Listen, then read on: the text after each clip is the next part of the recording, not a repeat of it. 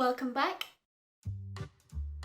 This is part 2 of my acrylic paint pouring review. If you haven't seen part 1, you should go watch it, otherwise you won't know what I'm talking about. So in part 1, I was testing out Sostrene Grene's pre-mixed pouring acrylic paint. Just for anybody watching, if you're interested, this review is not sponsored, it is just a review. I have nothing to do with the company. I think I showed you 3 of the canvases that I did, but I did actually do more since then. I think there's maybe 5 of them. The silicone oil, for some reason, kind of leaked from the bottle. It didn't want to be in there, it escaped. And the bottle was sticky and oily and gross. That kind of deducted a point, really, off of that. But other than that, everything seemed to be fun.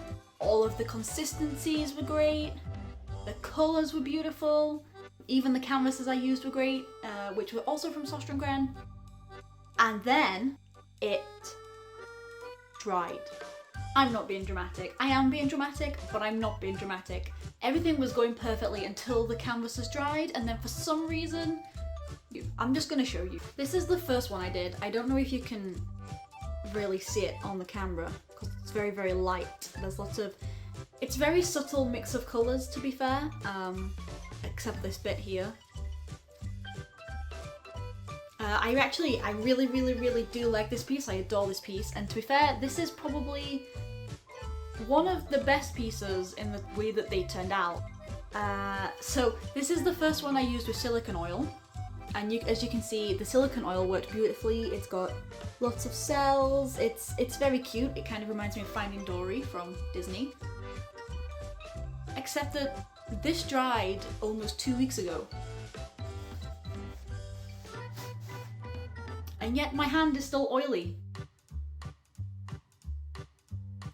What I think has happened is I think the paint has dried, but the oil has settled on the top. Otherwise, the colours and everything worked out beautifully, and I like that, but they're just... So I'm really sorry, Sostrene Grene, but I think I have to knock off another point for that, because it didn't turn out...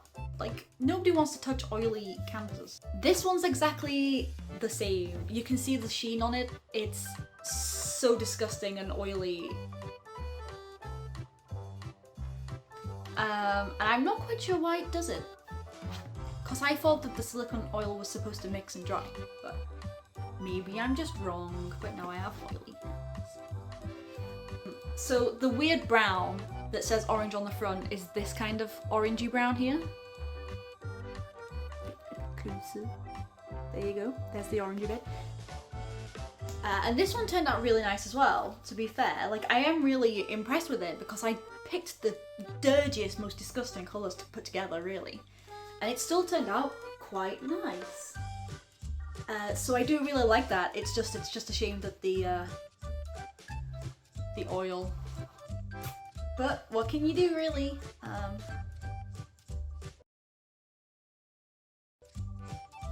don't like that. That's not a thing we like, Sostrene. So this was the... Is it the third? The fourth. This is the fourth one I did. Basically, what I did with this one was all of the colours that were left mixed together in the cup. After the third one, I mixed some more colours in, and it turned out this horrible kind of bluey, greeny, yellow mixture of bleh. Is basically what it came out as. And then because I didn't like it because it was too mixed and it was kind of gross, I just basically went over the top and poured like a bunch of really like nice pastel colours over the top of it, and then kind of wriggled it around a bit. This came out of it, which it's kind of an odd mixture, but I really love all of the pastel colours and the way that they came out and the way they stand out against the background. So I'm actually really happy with this one. I mean, it's kind of a little bit of an odd concoction, really, because you can see over here where we've got the cell mixture from the first one, but then we've also got these bits that didn't really mix in. The only problem with this one was, as you've probably noticed, it dried very lumpy. Like, seriously.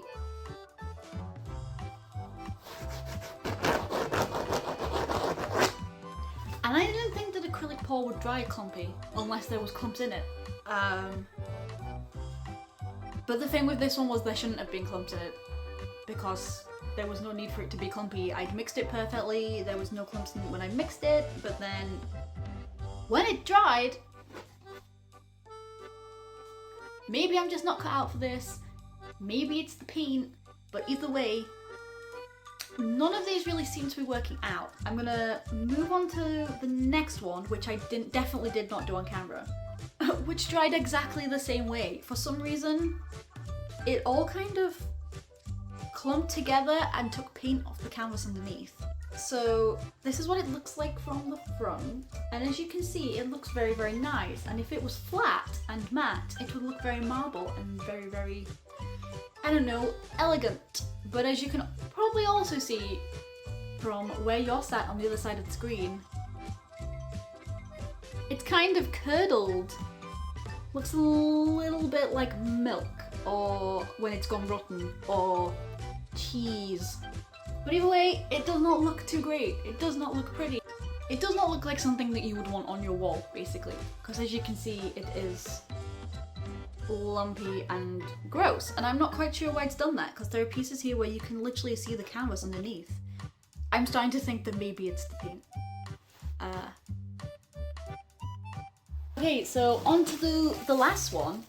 I honestly thought I'd hit jackpot with this one because this one was really cool and I really, really like this one. And despite the fact there's a few lumps in it, I thought, yes, this one is amazing. I didn't use silicone oil on it. I just kind of used a lot of the pastel colours. I really like this piece 'cause I'm a pastel freak.